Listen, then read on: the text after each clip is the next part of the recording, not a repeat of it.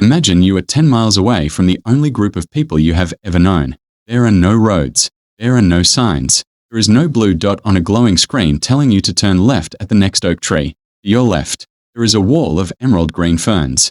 To your right, jagged limestone ridge that looks identical to the one you passed 3 hours ago. Sun is dipping below the horizon. And for the first time in your life, you realize the silence of the woods is not peaceful. It's a threat. For a modern human, being lost in the wilderness is a life-threatening emergency. We panic. We walk in circles. We lose our sense of north within minutes. For your ancestors, getting lost wasn't something unusual. It was a daily risk. Yet, they traveled thousands of miles across lands with no maps, without a single guide. How did they do it? What did they actually do when the landmarks vanished and the trail went cold? Today, we are looking into the secret navigation systems of the ancient world to understand what you did when you were truly alone. Understand how you found your way home. First, have to understand that your brain worked differently than it does today. In the modern world, we navigate based on ourselves. We think, need to turn right at the coffee shop. Ancient humans had a different kind of awareness. They always knew where they were on the land, no matter where they were standing. Their brains were always updating a mental picture of the whole area around them. Studies of modern-day hunter-gatherers show that the memory center of their brains, the part that helps them remember places, is much more developed than that of city dwellers. When you were an ancient human, you didn't just look at a mountain. You felt its position in your soul. You always knew where home was, even if you couldn't see it, because your brain was a living compass. What happened when that internal compass failed? What happened when a sudden storm rolled in? You chased a wounded deer into a valley you'd never seen before. First thing you did was stop. Ancient humans understood something we've mostly forgotten: language of the land. You didn't just look at the trees. You read them. You knew that in the northern hemisphere, moss grows thicker on the north side of trunks because it's shaded. You looked at the way the trees leaned. Long-term winds often bend branches in one direction. You looked at the flight of birds. You saw a flock of herons at dusk. You followed them. They were heading toward water. Water almost always led to a valley. The valley led to a path. You weren't looking for a road. You were looking for a flow.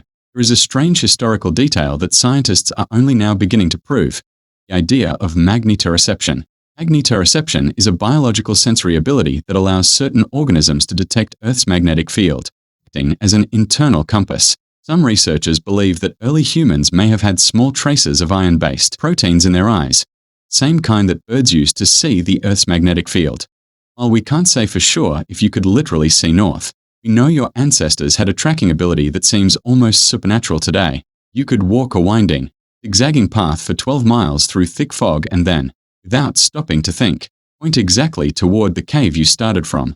You were tracking your own movements in the back of your mind, like an automatic step counter you didn't even know was running. The sun went down and you were still lost. You didn't keep walking. That is a modern mistake that gets people killed. In the ancient world, walking at night was an open invitation to predators. Instead, you used the night map. Stars weren't just pretty lights. They were a huge, rotating survival guide. You knew the path of the ancestors, the Milky Way, and how its position in the sky changed with the seasons. You used songlines. This is one of the most incredible secrets of ancient human life. To remember a path across a desert or a forest, you didn't draw it. You sang it. Every landmark, a red rock, a twisted tree, a hidden spring, was a verse in a song. As long as you could remember the tune, you could follow the map. If you were lost, you would try to find a landmark that matched a song you already knew. What if you were truly, completely lost? What if you were hurt or the land around you was totally unknown? This is where the support of your tribe came in. Ancient humans didn't just let their people disappear. We have found proof of trail markers, piles of stones called cairns or on-purpose broken branches, left by search parties. If you were lost, you knew the plan. Stay put and make yourself seen, not with your voice, but with fire. Smoke was the ancient GPS signal. A column of white smoke meant I am here.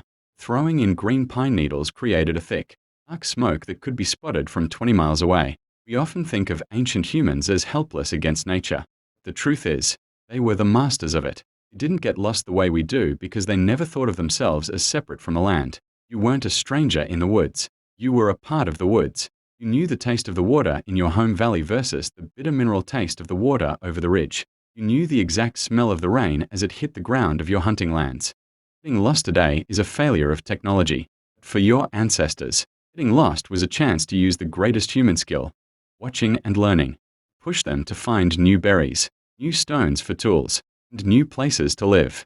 In a way, we only spread across the whole planet because ancient humans kept getting lost and finding a way to make the new place home.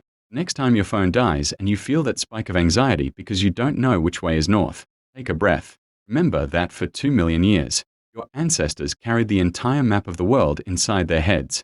They didn't need a signal because they were the signal. They were never truly lost, because they knew that as long as they could see the stars and feel the wind, they were exactly where they were supposed to be.